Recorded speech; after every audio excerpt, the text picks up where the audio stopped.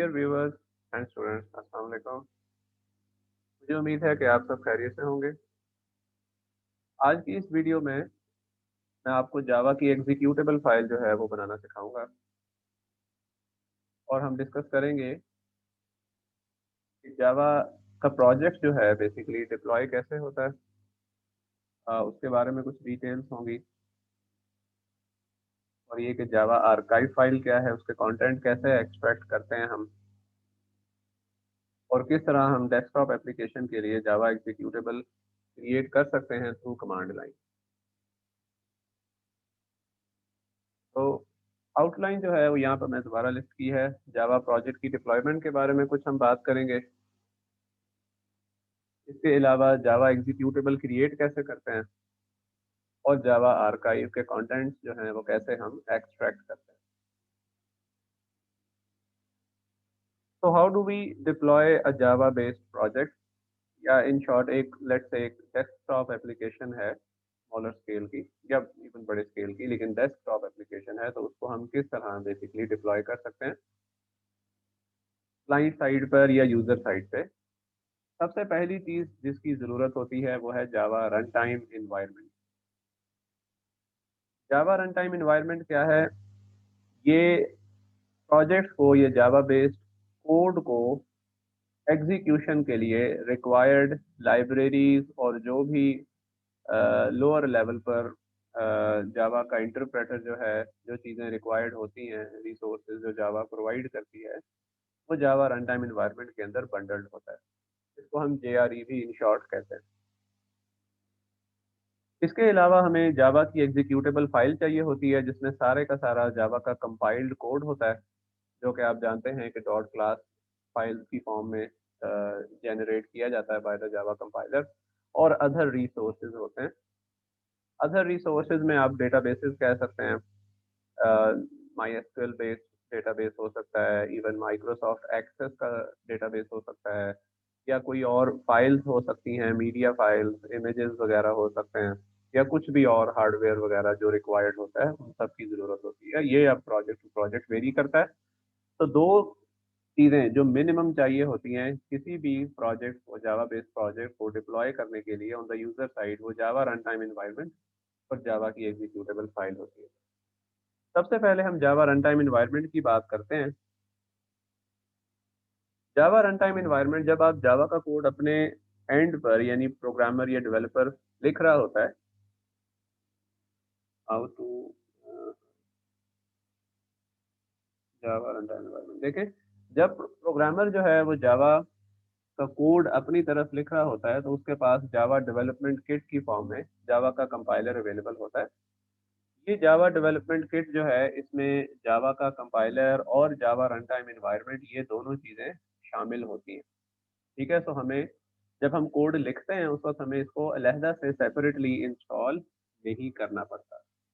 लेकिन जब प्रोजेक्ट को सिर्फ एग्जीक्यूट करवाना होता है, ठीक है, या जब क्लाइंट साइड पे जाहिर है उधर तो सिर्फ एग्जीक्यूट होना है ना, तो जब एग्जीक्यूट होना होता है प्रोजेक्ट, वहां पर हमें ये जावा रन टाइम इन्वायरमेंट जो है ये इंस्टॉल करनी पड़ती है। ये एक स्मॉलर साइज पैकेज होता है जिसमें जावा की JVM मशीन होती है यानी जावा वर्चुअल मशीन होती है। इसके अलावा लाइब्रेरीज होती हैं और जो भी रिक्वायर्ड DLL फाइल्स वगैरह, वो सब की सब इसके अंदर बंडल्ड होती हैं। ये आप इंस्टॉल करते हैं, उसके बाद जावा का प्रोजेक्ट वहाँ कॉपी वगैरह करते हैं और जावा की एग्जीक्यूटेबल जो है वो फिर एग्जीक्यूटेबल बन जाती है एक्चुअल में, यानी उसे एग्जीक्यूट करेंगे, डबल क्लिक करेंगे तो वो रन होना शुरू हो जाएगी। तो ये ओरेकल की वेबसाइट से जावा रन टाइम इन्वायरमेंट डाउनलोड करके आप इसको, एक सेटअप होगा उसके बाद इंस्टॉल कर सकते हैं। ये तो हो गया स्टेप 1। अब हम बात करेंगे स्टेप 2 की, जो कि है जावा एग्जीक्यूटेबल फाइल। जावा एग्जीक्यूटेबल फाइल हम कैसे जनरेट कर सकते हैं, इसको समझना और सीखना ज़रूरी है, क्योंकि अक्सर स्टूडेंट्स जो हैं इसके बारे में familiar नहीं होते। तो मैं आपको एक ऐसा मेथड एक्सप्लेन करूंगा जो आप किसी भी वक्त कहीं भी इस्तेमाल कर सकते हैं। You do not need to have even NetBeans और एनी Eclipse और सिमिलर IDE।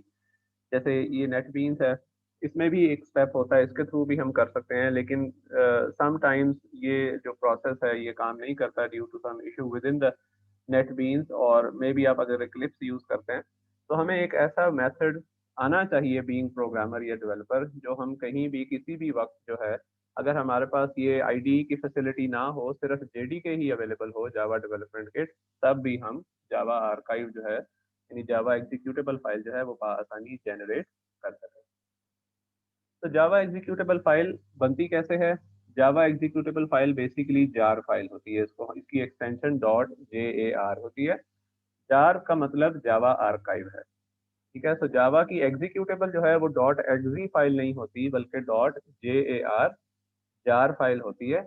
और इसी को मैं अब आपको कमांड लाइन के थ्रू क्रिएट करना सिखाऊंगा, और इसके हम बहुत सारे सिनेरियोज जो हैं वो डिफरेंट सिनेरियोज प्रोजेक्ट के वो देखेंगे, ताकि आपको ज़्यादा बेहतर समझ आ जाए।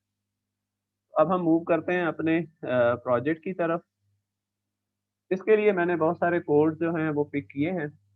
ऐसा कोड एग्जांपल है जिसमें सिर्फ एक सिंगल फाइल है, ठीक है। फिर ऐसी कोड एग्जांपल है जिसमें मल्टीपल फाइल्स हैं। फिर ऐसा है जिसमें प्रॉपर पैकेज या डायरेक्टरी स्ट्रक्चर है। फिर एक बड़ा प्रोजेक्ट है जिसमें मल्टीपल पैकेजेस या सोर्सेज जो हैं वो इंक्लूडेड हैं। तो हम इसको सबसे बेसिक मेथड से स्टार्ट करते हैं, जिसमें आप लेट से एक सिंगल हमारे पास फाइल है और उसके थ्रू हम इसको क्रिएट करना सीखते हैं। तो मैं इस बात को कॉपी करता हूँ, कमांड प्रॉम्प्ट ओपन करता हूँ।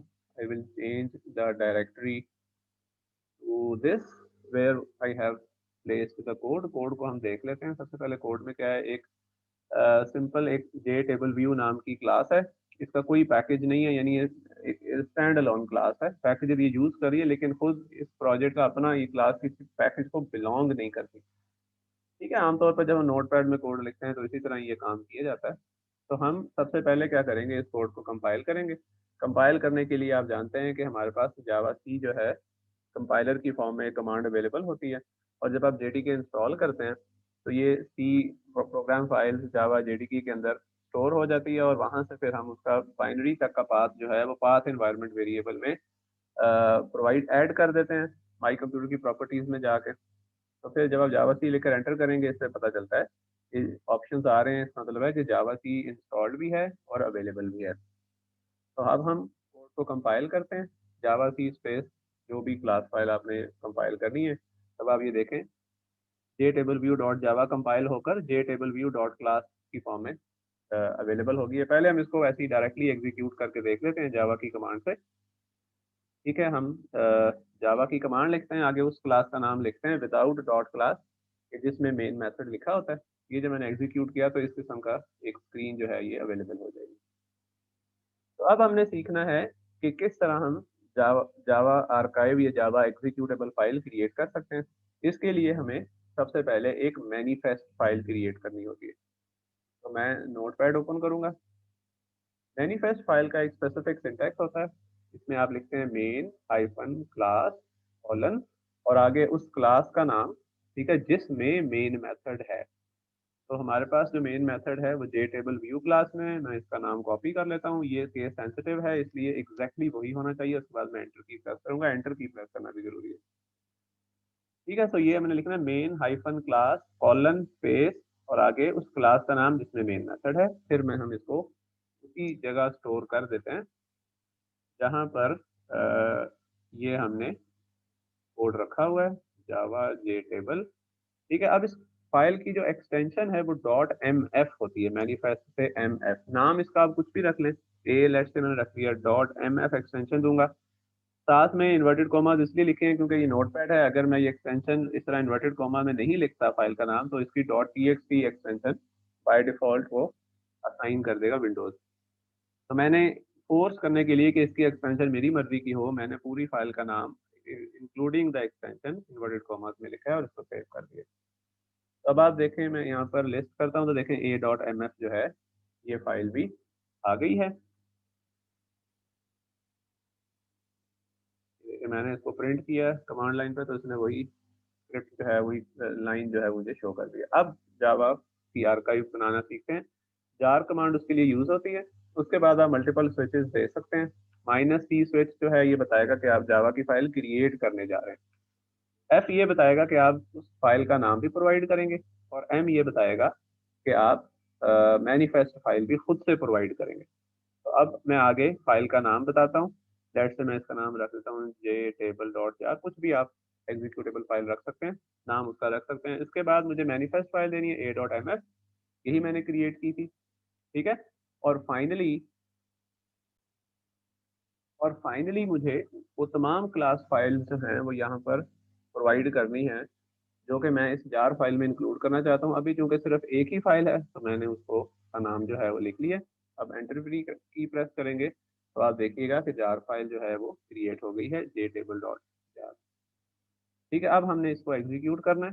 ये देखें ये फाइल अवेलेबल हो गई है, ये एग्जीक्यूटेबल है। इसको मैं डबल क्लिक कर किया तो ये देखें आपके पास बिल्कुल वही आउटपुट आई जो मैंने कमांड लाइन से रन करके आपको दिखाई थी। ठीक है, आई होप कि ये सिंपलेस्ट जो सिनेरियो है ये आपको समझ आया होगा। सबसे पहले आपको कोड को कंपाइल करना है, फिर मैनिफेस्ट फाइल क्रिएट करनी है और फिर आपको जार फाइल क्रिएट करनी है। अच्छा, जार आप सिर्फ ये नहीं कि GUI बेस्ड प्रोग्राम्स के लिए बना सकते हैं, आप कमांड लाइन बेस्ड प्रोग्राम्स के लिए भी बना सकते हैं। अब लेट्स से ये कमांड लाइन बेस्ड प्रोग्राम होता, मैं डबल क्लिक करता, ये एग्जीक्यूट हो जाता, लेकिन हमें नजर ना आता क्योंकि उसकी आउटपुट जो है वो कमांड बेस्ड है, GUI बेस्ड नहीं है।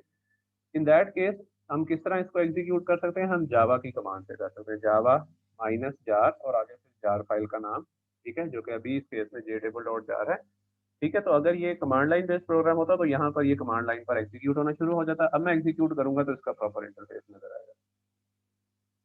ठीक है व्यूअर्स, आई होप कि ये आसान सा सिनेरियो आपको समझ आया होगा। अब हम यही काम मल्टीपल क्लासेस के साथ करते हैं, ठीक है, जिसमें इस प्रोजेक्ट में एक से ज़्यादा क्लासेस हों। और अगेन एजम्पशन फिलहाल मेरी ये है कि इस फाइल में भी कोई भी पैकेज नहीं है, यानी ये प्रोजेक्ट किसी पैकेज को बिलोंग नहीं करता, बल्कि ये इंडिपेंडेंट एक अलग से फाइल बनाई हुई है। तो हम कमांड प्रॉम्प्ट से सबसे पहले अ, इस जगह मूव करेंगे, डायरेक्टरी चेंज करेंगे cd कमांड के साथ, ठीक है। डायरेक्टरी की तो सारी जावा फाइल्स आ गई। अब मैं इसको कंपाइल करूंगा, जावा सी स्पेस स्टैरिस्क डॉट जावा, इससे जो है तमाम फाइल्स कंपाइल हो जाएंगी और आप देखिएगा जावा फाइल के साथ बहुत सारी क्लास फाइल्स भी जो हैं वो आ गई हैं, ठीक है। अब मुझे इस बात का पता होना चाहिए कि किस क्लास में मेन मेथड लिखा गया है। तो ये मेन GUI की क्लास है, इसमें मेन मेथड है, मैं इसका नाम कॉपी करता हूँ, ठीक है। ये देखें ये मेन मेथड लिखा हुआ है। तो यही बेसिकली एप्लीकेशन का स्टार्टिंग पॉइंट है। तो ये मुझे पता होना चाहिए। मैं फिर वर्ड की फाइल नोटपैड की फाइल ओपन करूंगा, मेन हाइफन क्लास लिखूंगा और यहाँ पर अब मैं क्लास का नाम चेंज कर दूंगा, ठीक है। अब मुझे ये सेव एज करनी है क्योंकि पहले ये दूसरी डायरेक्टरी में स्टोर्ड है, तो मैं इसको सेव एज करता हूँ मैजिक कार्ड्स वाले प्रोग्राम में, इन्वर्टेड कॉमा a.mf, ये वहाँ स्टोर हो गई, ठीक है। अब हम देखते हैं मैनिफेस्ट फाइल जो है डायरेक्टरी x.mf, ये देखिए मैनिफेस्ट फाइल जो है ये हमारे पास आ गई है। अब हमें जार फाइल क्रिएट करनी है, मेथड इसका सेम है, जार माइनस CFM स्पेस, अच्छा वी भी लिख सकते हैं, वी वर्बस के लिए होता है, यानी कि जो ये प्रोसेस हो रहा है जार फाइल क्रिएशन में वो भी सब आपको कमांड पर उसकी जो स्टेटस है जो प्रोग्रेस है वो दिखाएगा। उसके बाद हमें फाइल का नाम देना है, लेट्स से मैं इसका नाम रखता हूँ जी magic card dot magic card dot jar. फिर उसके बाद हम मैनिफेस्ट फाइल बताएंगे और अब हमने क्लासेस सारी इंक्लूड करनी है, तो मैं स्टैरिस डॉट क्लास लिख दूंगा, यानी जिस ऐसी तमाम फाइल्स जिनकी एक्सटेंशन डॉट क्लास है वो तमाम इस जार फाइल में इंक्लूड हो जाए। ये देखिए मैंने एंटर की प्रेस की तो इसने साथ वर्बस आउटपुट प्रोग्रेस भी दिखाई, ठीक है, कि कौन कौन सी जार फाइल जो कौन कौन सी क्लास फाइल जो हैं ये इंक्लूड की गई हैं जार की क्रिएशन में। अब मैं वापस जाऊंगा तो अब आप देखिएगा कि ये जार फाइल अवेलेबल है, ठीक है। अब मैं इसको एक काम ये करते हैं कि अब हमें क्लास फाइल की ज़रूरत नहीं है, तो मैंने डिलीट कर दी तमाम क्लास फाइल, थोड़ा रश कम हो गया, तो ये मेरे पास जार फाइल आ गई है। तो अब अगर मैं इसको एग्जीक्यूट करूंगा, ठीक है स्टूडेंट्स, आई होप कि ये मल्टीपल अगर आपके पास जावा फाइल्स हों तो उससे जावा आर्काइव यानी जावा एग्जीक्यूटेबल कैसे प्रोड्यूस करते हैं ये भी आपको होपफुली समझ आ गया होगा। अब हम एक स्टेप फर्दर मूव करते हैं और ऐसे कोड को कंपाइल और एग्जीक्यूट करते हैं जिसमें प्रॉपर एक पैकेज हायरार्की होती है, ठीक है। जैसे आप नेट बीन्स में प्रोजेक्ट क्रिएट करें कोड कर रहे हो तो क्या होता है उसमें आपके पास इस किस्म का एक डायरेक्टरी स्ट्रक्चर बनता है, com my company J table test. ठीक है, ये देखें इसके अंदर फिर ये पैकेज की पूरी एक लिस्ट होती है, यानी ये जो प्रोजेक्ट है बेसिकली ये इस पैकेज का पार्ट है। ठीक है, अब हम इसको किस तरह कंपाइल और एग्जीक्यूट करते हैं और किस तरह हम फिर इसकी मैनिफेस्ट फाइल बनाएंगे और किस तरह इसकी जावा आर्काइव बनाएंगे, अब हम ये सीखते हैं। तो let's change the directory to the base where we have the complete path. अब ये कॉम का फोल्डर है, इसके अंदर माई कंपनी का फोल्डर है, उसके अंदर फिर जे टेबल टेस्ट है, उसके अंदर क्लास जावा जावा फाइल है, कोड फाइल। तो सबसे पहले उसको कंपाइल करना जरूरी है। तो Java C com my company J table test और ये एक क्लोजली उसके अंदर फाइल है, इसको मैं कंपाइल करूंगा तो ये कंपाइल हो जाएगी और ये जो है ये देखिएगा क्लास फाइल इसके अंदर अवेलेबल हो गई। ठीक है, अब लेकिन अगर मैंने इसको एग्जीक्यूट करना है तो एग्जीक्यूट करने के लिए अब मैं सिर्फ जे टेबल व्यू नहीं लिखूंगा बल्कि पूरा पैकेज जो पाथ है basically com dot my company dot J table S dot J table view पूरा हमें इसका जो फुली क्वालिफाइड नेम है इंक्लूडिंग द पैकेज वो सब इसके अंदर शामिल करना है। अब हमें मैनिफेस्ट फाइल क्रिएट करनी है। अब मैनिफेस्ट फाइल में भी ये पूरे का पूरा पाथ जो है ये अब हमें चाहिए। हम सिर्फ जे टेबल व्यू लिखेंगे तो वो ऐसी क्लास को ढूंढेगा जिसमें कोई पैकेज डिटेल्स नहीं है, यानी वो किसी पैकेज का पार्ट नहीं है। लेकिन अब हम एक ऐसी जावा फाइल को जार फाइल बनाने जा रहे हैं, जावा कोड फाइल की, जो कि एक पैकेज का पार्ट है। तो मुझे इसका फुली क्वालिफाइड नेम यूज करना है। ठीक है, इसको मैंने कॉपी कर लिया, मेन हाइफन क्लास कॉलन आगे ये कंप्लीट पाथ। ठीक है, और अब हम इसको सेव एज करते हैं। ठीक है, अब जहाँ पे आप करंट डायरेक्टरी है वहाँ पर आप इसको स्टोर कर लें। ठीक है जी, जैसे ए डॉट एम एफ ये फाइल स्टोर हो गई। ठीक है, ये देखें ए डॉट एम एफ। अब हमें जार जार फाइल बनानी है तो जार कमांड यूज करेंगे minus E F M V. ठीक है, उसके बाद हम फाइल का नाम दे देते हैं, let's say G J table dot jar. इसके बाद हमें मैनिफेस्ट फाइल बतानी होती है ए डॉट एम एफ और उसके बाद अब हमें उस क्लास फाइल जो इसमें इंक्लूड करनी है वो हम शामिल करते हैं। वो पड़ी है com my company J table test के अंदर ये क्लास फाइल है। ठीक है, ये मैंने इंक्लूड की तो ये उसने ये फाइल जो है जार फाइल में ऐड कर दिया और जार फाइल सक्सेसफुली जनरेट हो गई है इस बात पर। ये देखिए जे टेबल वाली। अब मैं इसको डबल क्लिक करूंगा तो it should execute and it has. ठीक है, आई होप कि ये भी आपको समझ आया होगा कि अगर पैकेज की डिटेल हो साथ कोड में तब हम किस तरह इसको हैंडल करते हैं। ये अभी हमने बहुत ही आसान सिनेरियो देखा है जिसमें हमारे पास एक फाइल है या एक पैकेज है। अब समटाइम्स ऐसे होता है जैसे आपने प्रोजेक्ट में माइस्क्ल डेटाबेस सर्वर को इंक्लूड किया है तो उसकी भी पूरी एक पैकेज होता है जो अलहदा से डाउनलोड करना पड़ता है। वो स्टैंडर्ड एपीआई का पार्ट नहीं है जो माइस्क्ल के ड्राइवर्स वगैरह हैं। ठीक है, तो जिस तरह मैं अब आपको एक प्रोजेक्ट की डिटेल दिखाता हूँ, ये एक प्रोजेक्ट मैंने क्रिएट किया हुआ है। अब इसका ये देखें पैकेज का एक पूरा एक स्ट्रक्चर है, com dot my company dot F Y P dot I U I C. ठीक है, ये प्रोजेक्ट आप जानते हैं ये स्टोर होता है नेटबीन्स के प्रोजेक्ट डॉक्यूमेंट्स में। नेटबीन्स में जाएंगे, ऑल राइट, तो हियर वी हैव ओके। इसका थोड़ी डायरेक्टरी स्ट्रक्चर जो है वो मैंने डिफरेंट रखा है तो हम उधर मूव करते हैं। Then we will go in the project and here. ठीक है, ये देखें ये वो पूरा प्रोजेक्ट है। यहाँ पर सोर्स और टारगेट ये दो टारगेट फाइल यानी दो फोल्डर बनाता है। सोर्स में तमाम का तमाम कोड का सोर्स होता है, मेन, फिर जावा, फिर कॉम, फिर माई कंपनी, फिर एफ वाई पी या यू आई सी। ठीक है, ये पूरा कोड फाइल है और साथ ही क्लास फाइल ये मैंने खुद से मैनुअली कंपाइल की थी इसलिए साथ आ रही है। और जो टारगेट फाइल्स होती हैं वो टारगेट के फोल्डर में होती है। ठीक है, टारगेट फाइल में देखिए क्लासेस के फोल्डर में जाएंगे तो यहाँ पर आगे पूरा पैकेज और तमाम चीज़ें होती हैं। तो मैं सबसे पहले अच्छा ये मैंने यहाँ से कंपाइल और एग्जीक्यूट किया हुआ है तो इसलिए उसकी क्लास फाइल्स जो हैं वो ऑलरेडी जनरेटेड हैं। ये देखें कॉम माई कंपनी है, ये देखें तमाम क्लास फाइल्स जो हैं ये ऑलरेडी अवेलेबल हैं। अब मैं क्या करूँगा, अब मैं दोबारा उस टारगेट और क्लासेस वाली लोकेशन पे चला जाऊँगा। इस बात को हम कॉपी करते हैं, उसके बाद हम मूव करते हैं यहाँ पे और डायरेक्टरी सॉरी चेंज करते हैं, यहाँ पे आ गए। ठीक है, अब देखें यहाँ पे कॉम पैकेज है। अब कॉम के अंदर एक पैकेज तो वो जो मैंने प्रोजेक्ट क्रिएट किया, देखें एक मैंने उसमें माइस्कल एक्सट्रैक्ट करके रखा हुआ है, इसमें माइस्कल की तमाम क्लास फाइल्स और जो जरूरी चीजें होती हैं वो पड़ी हुई है, ये मैंने एक्सट्रैक्ट करके खुद से रखा हुआ है। तो कॉम पैकेज के अंदर ना सिर्फ मेरा अपना पैकेज है बल्कि एक एक्सटर्नली इंक्लूडेड पैकेज माइस्कल का भी है। इसके अलावा एक ORG का पैकेज भी है, उसमें ये और फर्दर 4 सब पैकेजेस हैं। तो अब मल्टीपल ऐसा प्रोजेक्ट है जिसमें मल्टीपल पैकेजेस हैं, एक्सटर्नल भी हैं, खुद से मैंने क्रिएट किए हुए वो भी हैं। अब इस केस में हम जार फाइल कैसे बनाएंगे? तो सबसे पहले मैं वहां पर आ गया हूँ और मैंने कोड कंपाइल कर लिया है। वो मैं मैनुअली भी कर सकता था, जिस तरह मैंने जावा सी की कमांड से किया, या आप जब नेटबीन्स में या इक्लिप्स में प्रोजेक्ट डेवलप करते हैं तो वहां से भी कंपाइल और एग्जीक्यूट कर सकते हैं। तो इन शॉर्ट हमारे पास क्लास फाइल्स मौजूद हैं और सारे पैकेजेस भी हैं जो कि रिक्वायर्ड हैं बाय आवर प्रोजेक्ट। तो अब मैं इसको जार फाइल क्रिएट करने के लिए सबसे पहला स्टेप कंपाइलेशन का हो चुका है। अब इसको हमने मैनिफेस्ट फाइल में जो है वो ऐड करना है।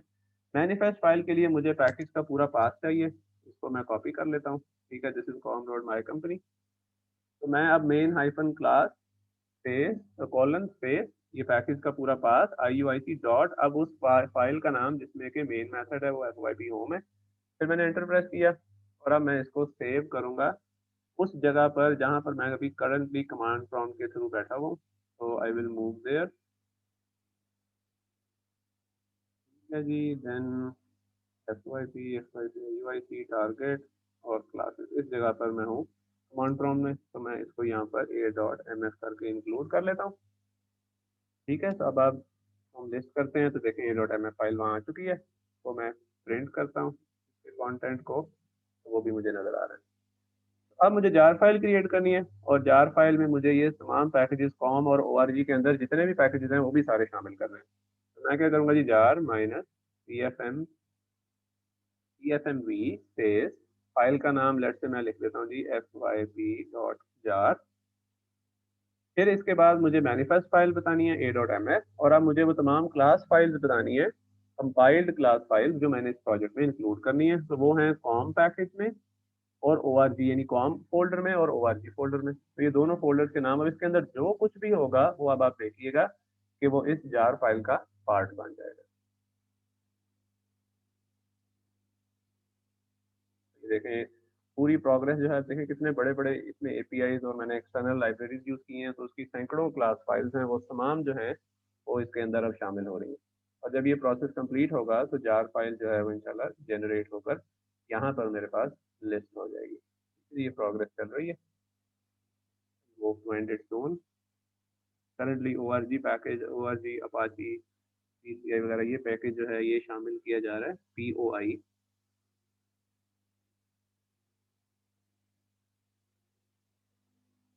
देयर आर मल्टीपल पैकेजेस, इसलिए थोड़ा सा टाइम ले रहा है ज़्यादा।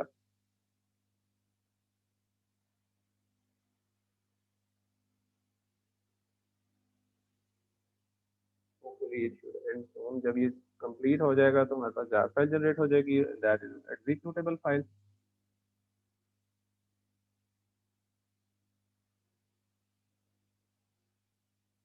POI is a huge package, शामिल कर रहा है जार के थ्रू हम अपने प्रोजेक्ट की फाइल में यानी एग्जीक्यूटेबल फाइल में। मैनुअल जो है वो हमें जावा के साथ काम करना आना चाहिए, तो फिर बड़ी आसानी हो जाती है, बड़ा फ्लेक्सिबल वे है। हमें फिर हमें आईडी डिपेंडेंस जो है वो हमारी खत्म हो जाती है। अगर हम मैनुअली कोड को कंपाइल और एग्जीक्यूट ये चीज़ें हम समझते हों और जार फाइल बनाना आती हो तो फिर इसमें हमें प्रॉब्लम नहीं होता। अब एक नया पैकेज जो है वो ओपन XML फॉर्मेट अब वो शामिल हो रहा है, that is probably relatively a smaller size package so it should end soon। ये देखिए हमारे पास ORG के अंदर जो है XML, फिर इसके बाद एक W3 पैकेज भी है, उसके बाद फिर ये कंप्लीट हो जाएगा। ठीक है, तो आप अगर आपके पास कंपाइल्ड कोड हो या ना हो तो आप खुद से इस तरह जावा सी से कंपाइल कर सकते हैं। कंपाइल हो जाए फिर उसके बाद हम उसको मैनिफेस्ट फाइल बना सकते हैं और फिर जार की कमांड के थ्रू हम जावा आर्काइव जो है वो जनरेट कर सकते हैं। That is extremely easy and straight forward. ठीक है, ये देखिए जी प्रोसेस फाइनली कंप्लीट हो गया और हमारे पास जार फाइल जो है वो आ गई है। अब मैंने इसको एग्जीक्यूट किया तो ये देखें प्रॉपर्ली एग्जीक्यूट भी हो गई है। ठीक है students, and viewers I hope कि ये मेथड भी आपको क्लियर हुआ होगा। तो यही है बेसिकली जार फाइल को जनरेट करना without package, single multiple files, with package, single package और इवन मल्टीपल पैकेजेस। तो ये तमाम चीज़ें मैंने आपको कमांड लाइन के थ्रू करके बताई हैं। अच्छा, जावा आर्काइव जो है वो आप सिर्फ ये नहीं है कि आप सिर्फ एग्जीक्यूटेबल ही बनाते हैं, बल्कि इसका नाम आर्काइव है ये कि अगर आप सिर्फ कोड को आर्काइव करना चाहते हैं, even then you can use it. ठीक है, लेट्स से जिस तरह मैंने माईएसक्यूएल की एपीआई का बताया, अगर मैं अपना प्रोजेक्ट कोई पुराना वो किसी के साथ शेयर करना चाहता हूँ ताकि वो रीयूज कर सके, इन दैट केस मैं जावा आर्काइव जनरेट करके तो फिर वो हैंड ओवर कर सकता हूँ वो सिंगल जार फाइल, बिल्कुल वैसे ही आर्काइव बनेगी जैसे जिप या आर बनती है। लेट्स से मैं माईएसक्यूएल की एपीआई शेयर करना चाहता हूँ किसी के साथ, तो फिर मैं कैसे वो आर्काइव बनाऊंगा? All I have to do is jar minus P F, that's it. अब मुझे मैनिफेस्ट नहीं शामिल करनी क्योंकि मुझे एग्जीक्यूटेबल नहीं बनानी, मुझे सिर्फ आर्काइव बनाना है। ठीक है, वी लिख लेते हैं वर्बस के लिए। इसके बाद फिर मुझे फाइल का नाम देना है। लेट्स से मैं कहता हूँ जी माई एसक्यूएल डॉट जार। इसमें माई एसक्यूएल से रिलेटेड, कनेक्शन से रिलेटेड तमाम एपीआई और क्लासेस होंगी, और वो मुझे पता है कि वो फॉर्म के फोल्डर के अंदर फॉर्म और माई एसक्यूएल है। ठीक है, तो jar minus P F V, P is for creation, F is for file name, V is verbose, file name मैंने दे दिया है, और वर्बस में सारी आउटपुट यहाँ जनरेट करेगा लॉग, और ये मैंने वो फोल्डर बता दिया जिसमें माईएसक्यूएल की सारी एपीआई है। तो ये अब देखें माईएसक्यूएल वाली ये जार फाइल बन गई है। ठीक है, इस तरह हम जार फाइल आर्काइव करने के लिए कोड को या हैंड ओवर करने के लिए भी यूज कर सकते हैं। ठीक है, आई होप कि ये भी प्रोसेस आपको समझ आया होगा। अब फाइनली जावा के कंटेंट्स को अगर एक्सट्रैक्ट करना हो, यानी आर्काइव में से डेटा निकालना हो, समटाइम जो जावा आर्काइव है ये डिफरेंट वर्जन में जनरेट हुई होती है, तो अक्सर कंपेटिबिलिटी भी इशू भी आ जाता है, खासकर जब ओपन सोर्स प्रोजेक्ट्स आप यूज कर रहे हैं, वो कोई पुराने वर्जन से बनी हो तो नए पे नहीं चलती, इंक्लूड नहीं होती है, तो अक्सर प्रॉब्लम कॉज करती है।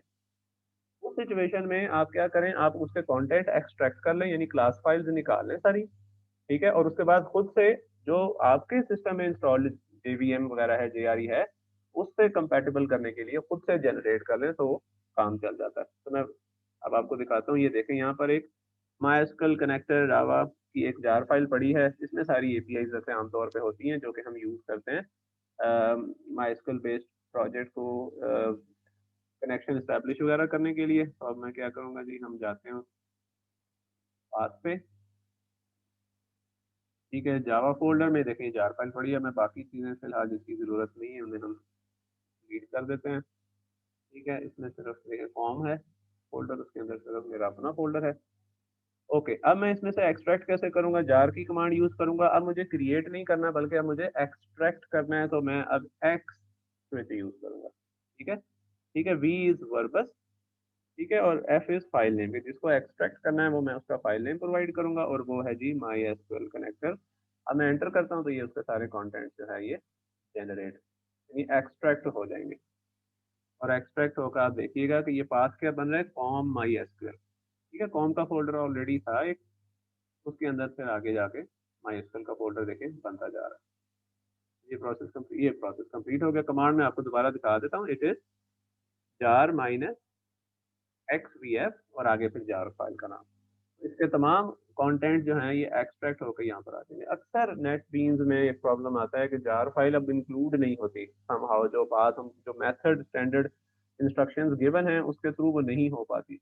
इसका आसान हल ये है कि आप जार के कंटेंट एक्सट्रैक्ट करें, जैसे ही मैंने कर लिया, और इसको टारगेट फोल्डर के अंदर जाकर क्लासेस के फोल्डर के अंदर उसी पाथ हिरार्की के थ्रू जो पैकेज का पाथ है फॉर्म डॉट माइस्कल है, जैसे मैंने रखा हुआ था एफवाईपी वाले प्रोजेक्ट में, तो ये माइस्कल का फोल्डर में वहाँ कॉपी कर दूंगा तो ये इंक्लूड हो जाएगी आसानी। अगर जार इंक्लूड नहीं हो पा रही, खैर है, क्लास फाइल इंक्लूड कर लें। तो ये देखें इसके अंदर टीजे और ये बाकी तमाम क्लास फाइल मैंने एक्सट्रैक्ट कर ली। तो व्यूवर्स, इस तरह हम जार के कंटेंट एक्सट्रैक्ट करके देख सकते हैं और खुद से भी फिर जनरेट कर सकते हैं, जैसे मैंने आपको पहले करना सिखाया। तो आज की इस वीडियो में हमने ब्रीफली देखा कि जावा का प्रोजेक्ट अगर डेस्कटॉप एप्लीकेशन उसको डिप्लॉय करना हो तो हमें क्या कुछ आमतौर पे चाहिए होता है, फिर ये कि जेआरई क्या है, फिर ये कि हम जावा का कोड मैनुअली कैसे कंपाइल और एग्जीक्यूट करते हैं, और फिर उसकी जावा एग्जीक्यूटेबल फाइल यानी जार फाइल कैसे बनाते हैं। फिर वो एग्जीक्यूटेबल के साथ हम मल्टीपल पैकेजेस के साथ कैसे बनाते हैं, पैकेज हो तब कैसे करते हैं, और फिर ये कि जावा आर्काइव जो है वो कैसे जनरेट करते हैं, जो कि हमने सिर्फ प्रोजेक्ट को या शेयरिंग के लिए करना हो, और फाइनली हमने सीखा कि जार फाइल के कंटेंट को कैसे एक्सट्रैक्ट करते हैं। आई होप कि इस वीडियो से स्टूडेंट्स या व्यूवर्स आपको जावा आर्काइव से रिलेटेड काफ़ी इन्फॉर्मेशन मिली होगी, और अब आप आसानी एग्जीक्यूटेबल्स जो हैं वो बना सकते हैं। अब आपको मैनुअली ये कंपाइल और रन करने की ज़रूरत नहीं होगी, मैनुअली रन यानी एग्जीक्यूट करने की ज़रूरत नहीं होगी। आप जावा आर्काइव क्रिएट करके अपने प्रोजेक्ट को डेमोन्स्ट्रेट कर सकते हैं और प्रेजेंट कर सकते हैं। तो टिल द नेक्स्ट वीडियो, अब अपना ख्याल रखिएगा। टेक केयर एंड अल्लाह हाफिज़।